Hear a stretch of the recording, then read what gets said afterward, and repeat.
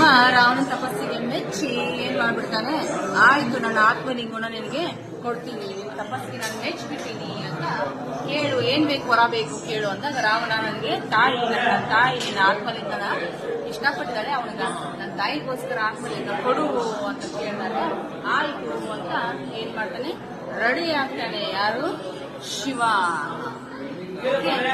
ವಿರುದ್ಧವಾಗಿ ಯಾರು ಅಂದ್ರೆ ಪಾರ್ವತಿ ಬೇಡ ಅಂತಾಳೆ.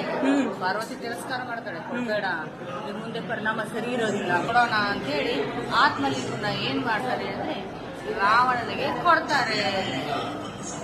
ಒಂದು ಕಂಡೀಷನ್ ಹಾಕಿ ಶಿವ ಏನ್ ಮಾಡ್ತಾನೆ, ಆಗ ನಾರದ ಗಣೇಶನ್ ಹೋಗಿ ರಿಕ್ವೆಸ್ಟ್ ಕೊಡ್ತಾನೆ. ಅಯ್ಯೋ ಪರಬ್ರಹ್ಮ ಪರಶಿವ ಏನ್ ಮಾಡ್ಬಿಟ್ಟಾನೆ, ಪರಮಾತ್ಮ ತನ್ನ ಆತ್ಮಲಿಂಗನೇ ರಾವಣನಿಗೆ ಕೊಟ್ಬಿಟ್ಟಾನೆ, ಮುಂದೆ ಪರಿಣಾಮ ಎಂತ ದುಷ್ಪರಿಣಾಮ ಆಗ್ತದಂದ್ರೆ ಇಡೀ 3 ಲೋಕನು ಊಹೆ ಮಾಡ್ಕೊಳ್ಳೋಕೆ ಸಾಧ್ಯ ಇಲ್ಲ. ಗಣೇಶ ಏನ್ ಮಾಡೋಣ ಅಂತ ಹೋಗಿ ನಾರದ ದೂರನ್ನ ಗಣೇಶನ್ಗೆ ಕೊಡ್ತಾನೆ. ಅವಾಗ ಗಣೇಶ ಏನ್ ಮಾಡ್ತಾನೆ, ಒಂದು ಉಪಾಯ ಮಾಡ್ತಾನೆ. ಒಬ್ಬ ಬ್ರಾಹ್ಮಣ ಬಾಲಕನ ವೇಷ ಹಾಕೊಂಡು ಭೂಲೋಕದ ಕಾಡಿಗೆ ಬರ್ತಾನೆ.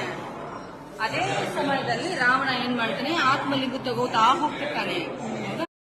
ಸಂಧ್ಯಾ ವಂದನೆ ಮಾಡುವ ಸಮಯದಲ್ಲಿ ಗಣೇಶನಿಗೆ ಆತ್ಮಲಿಂಗವನ್ನು ಕೊಟ್ಟು ಸಂಧ್ಯಾ ವಂದನೆ ಮಾಡುವಾಗ ಗಣೇಶ ನನ್ನ 3 ಕರೆಗೆ ನೀನು ಬರದಿದ್ದರೆ ನನ್ನ ಆತ್ಮಲಿಂಗವನ್ನು ಭೂಸ್ಪರ್ಶ ಮಾಡುತ್ತೇನೆ ಎಂದು ಆಜ್ಞೆ ಮಾಡುತ್ತಾನೆ. ಆಗ ದಯಮಾಡಿ ಇಡಬೇಡ ಎಂದು ರಾವಣ ಬೇಡಿಕೊಳ್ಳುತ್ತಿರುವ ಸಮಯ. ಇಲ್ಲೇ ಸಂಧ್ಯಾ ವಂದನೆ ಸಮಯದಲ್ಲಿ ಗಣೇಶ 3 ಸರ್ತಿ ರಾವಣನ ಕೂಗ್ತಾನೆ.